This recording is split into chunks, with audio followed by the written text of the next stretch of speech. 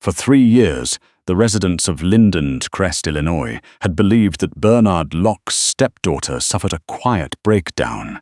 Grief over her mother's death, they whispered, a fragile girl who couldn't bear the weight of loss. She had been sent somewhere to recover. That was the story Bernard told anyone who asked. They were wrong. Iris Wendell was 24 years old, and she had not left the estate.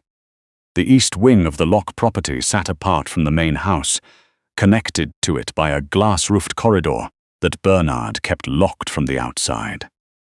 The wing had been designed as a private music studio by the original owners. Soundproofed walls, a baby grand piano that Iris had learned to tune herself, and a YouTube tutorial she had watched exactly once before Bernard cut the internet access. The room smelled of old rosin and the faint chemical bite of cleaning solution that his housekeeper, Mrs. Padilla, slid under the door every 2 weeks without ever looking through the small reinforced window. Iris lived in a space roughly the size of a 2-bedroom apartment. It was still a cage. She sat on the piano bench, her back straight from habit, her fingers resting quiet on the keys. She wasn't playing, she was listening.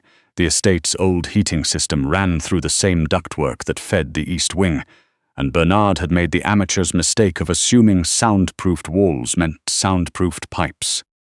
They did not. For 3 years, Iris had heard everything that passed through the main house. Every phone call Bernard took in his study, every meeting in the formal sitting room, every argument with his business associates that he believed was perfectly private. She had an eidetic auditory memory. Bernard knew she could play any piece of music after hearing it once. He did not know she had applied the same faculty to his voice, to his habits, his codes, his crimes. The notebook beside the piano was her masterpiece, filled with musical notation. Real notation, the kind that any teacher would recognize, but the measures didn't describe a composition. They described Bernard Locke's financial network.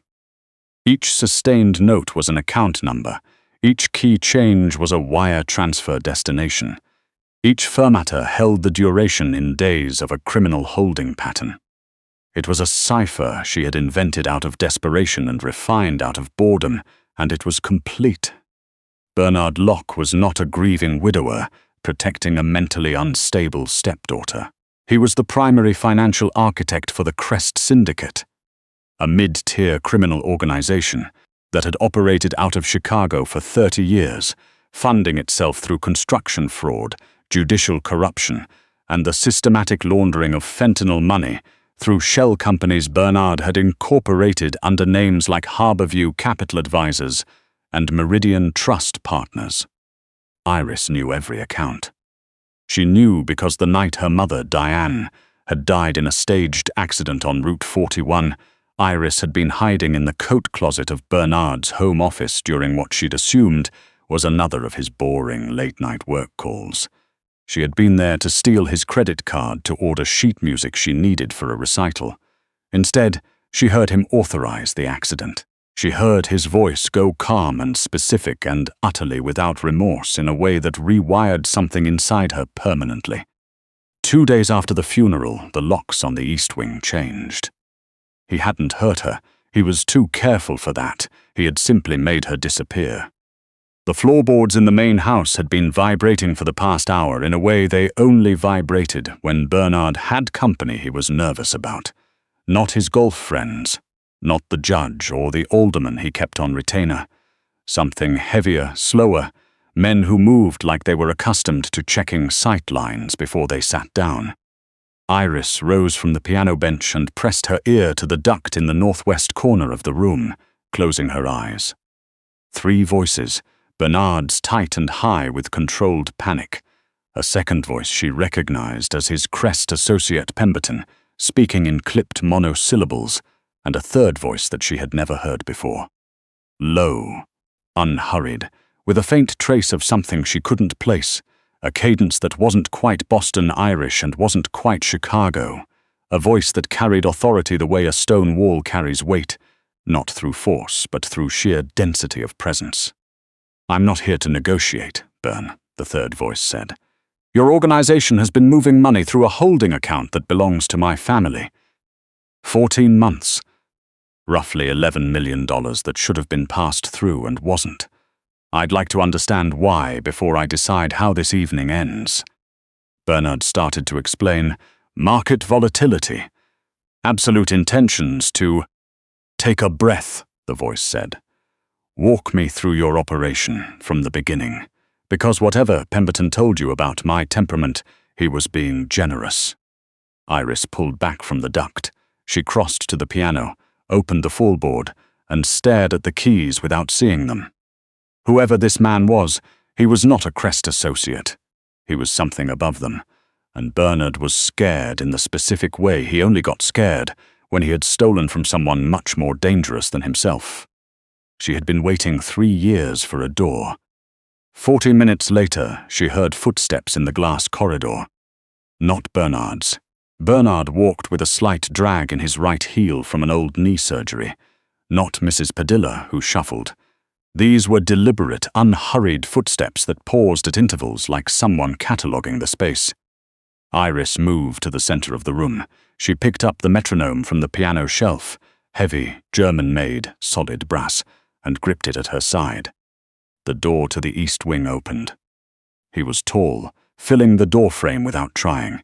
Dark suit, no tie, the top button of his shirt undone. Late 30s, with the kind of face that had probably been handsome before it absorbed too many unsmiling years. Angular jaw, heavy brows, dark eyes that swept the room with an inventory precision that had nothing to do with curiosity and everything to do with threat assessment. He saw her immediately. His right hand moved toward the inside of his jacket before stopping, suspended, as his eyes processed what he was looking at. A woman in a patched grey cardigan and bare feet, standing next to a baby grand piano in a soundproofed room in a locked wing of a private estate. There's no money in here, Iris said, because she needed him to keep thinking before he pulled the weapon. But I know where all of it is. The man's hand lowered slowly. He studied her the way someone studies a lock they've never encountered before, not with impatience, but with focused, methodical attention that felt more dangerous than aggression would have. Who are you? He asked. Iris Wendell. She set the metronome on the piano lid. Her voice came out steadier than she expected. She hadn't used it much for extended conversation in 3 years. I'm Bernard Locke's stepdaughter. I've been in this room since I was 21. Something shifted in his expression, the ghost of a reaction, gone before she could fully read it. He told his associates you were in a residential facility, the man said. He told everyone a version of that. She crossed her arms over her chest. He locked me in here because I know what he did to my mother and I know what he does for the Crest organization. I've been documenting it. She nodded toward the piano bench where the notebook lay closed. All of it. The man walked into the room, not toward her, but past her, toward the bench. He picked up the notebook and opened it, looked at the pages of notation for a long moment. This looks like sheet music, he said. It's a ledger, Iris said. Every account Bernard uses to launder Crest money, every holding company, every wire destination, every date, encoded in musical notation because I was afraid he'd find it and I needed it to look like something innocent. She paused. The account holding your 11 million is notated as a sustained B-flat in the 4th measure of the 5th movement. Account number written out in intervals.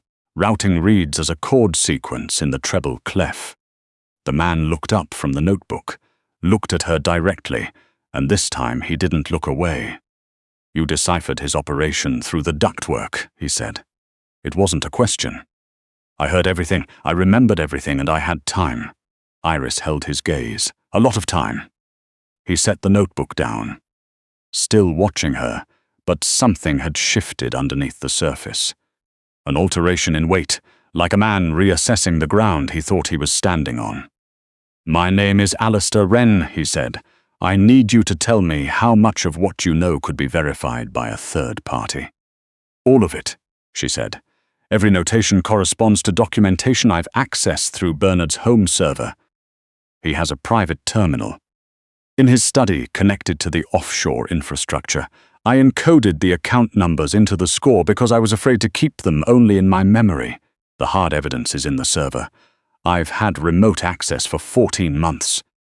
Wren's expression broke open for exactly 1 second, a fracture of something that might have been astonishment, resolving immediately back into stillness. Bernard has been skimming from my organization, Wren said very carefully. 9.3 million over 14 months, routed through a shell entity incorporated in Delaware called Blackthorn Bridge Holdings. The name was deliberately chosen to sound like a legitimate infrastructure fund. Iris watched him absorb this. He was planning to close the company next month and move the balance to a numbered account in Liechtenstein. I have the transfer schedule. Wren was quiet, then evenly, "Why are you telling me this?" Iris felt the question settle into her chest like a stone into still water. "Because he killed my mother," she said, "and then he buried me alive, and I have spent 3 years building a case against him that I have no way to deliver because I have no identity, no phone, no access to the outside world, and no one who knows I exist." She paused. "You are currently standing in his house. You have men outside. You have a reason to want him destroyed that doesn't require you to care about me at all." She let that land.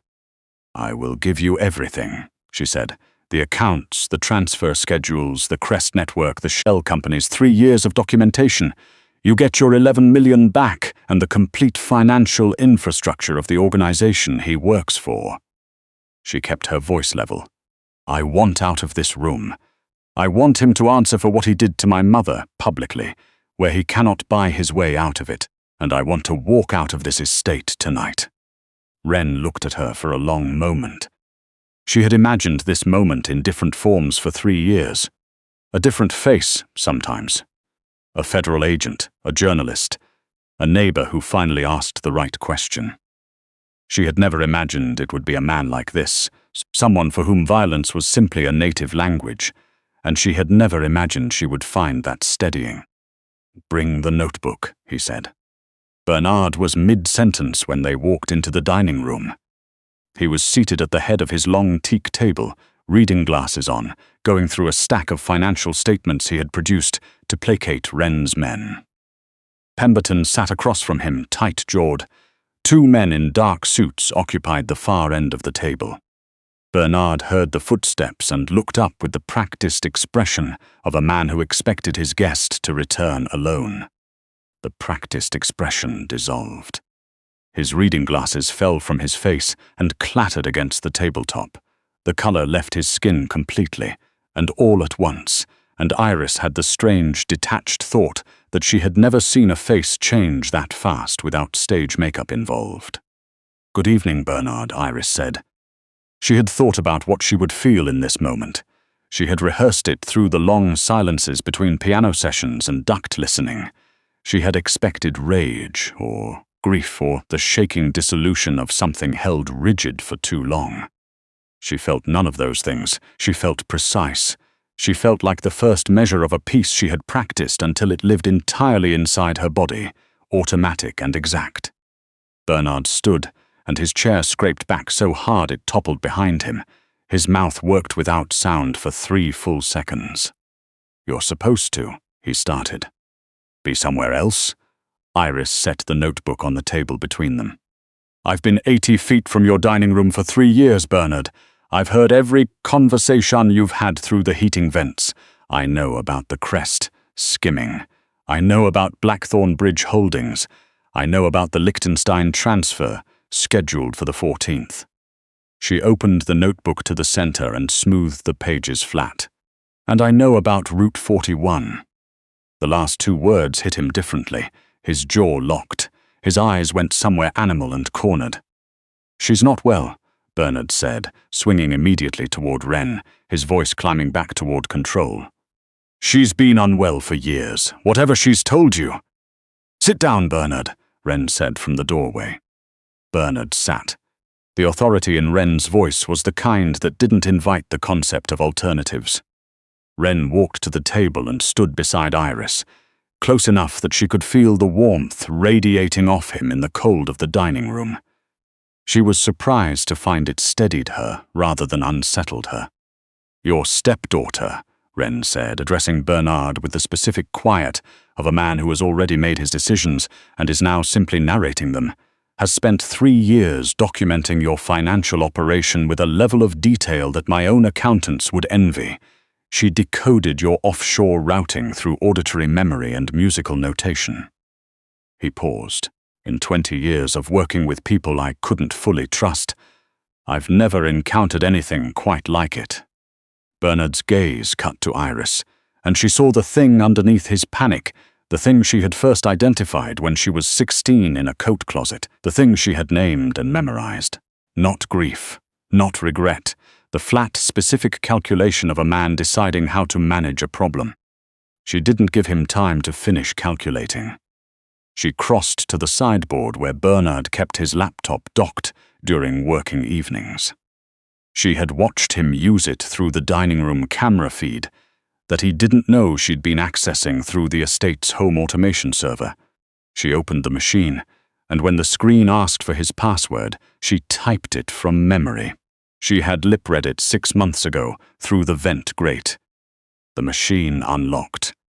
"Blackthorn Bridge Holdings," she said, pulling up the account management portal she had navigated remotely a dozen times, "currently holds $9,340,000 of redirected Wren Fund funds." She turned the screen so the room could see it. "The outgoing transfer to Liechtenstein is scheduled but hasn't executed, which means it can be reversed." Bernard surged forward from his chair, and Wren's associate near the window stepped smoothly in front of him. "Touch that and I will," Bernard started. "That what?" Iris said. The room went very quiet. She hadn't planned the question. It came out the way the first note of a piece comes when your hands are already moving, before thought, before choice. "That what, Bernard?" she said again, softer, because she could afford soft now. "You've already taken everything. You took my mother. You took 3 years of my life. You told people I was broken so they'd stop looking for me." She closed her eyes for 1 second, then opened them. "You have nothing left to threaten." She initiated the transfer reversal. She had memorized the steps months ago. Pemberton made a sound, started to stand, and stopped when he read Wren's expression. "Sit," Wren said pleasantly, and Pemberton sat. Bernard looked at Iris, and she watched him try to locate the version of this situation in which he still held leverage. She had seen him do this in smaller ways 100 times through the vent, the moment his expression reorganized from panic into negotiation. He was doing it now. "I can give you more than she can," Bernard said, pivoting to Wren with the smooth gear shift of a man who had talked his way out of worse rooms. "I've been embedded in the Crest organization for 11 years. Every operation, every judge, every—" "You've been stealing from me for 14 months, Wren said. "Trust isn't a negotiating position, Bernard. Either it exists or it doesn't." He looked at Iris. "Your stepdaughter spent 3 years building a case she had no reason to believe she would ever get to use. That's not leverage, that's conviction."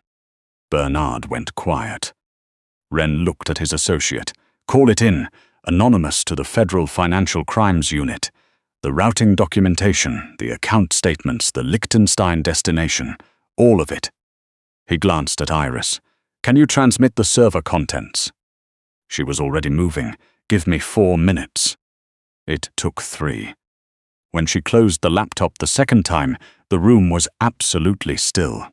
Bernard sat at the head of his ruined table, his financial empire dismantled in less time than it would have taken to clear the dishes.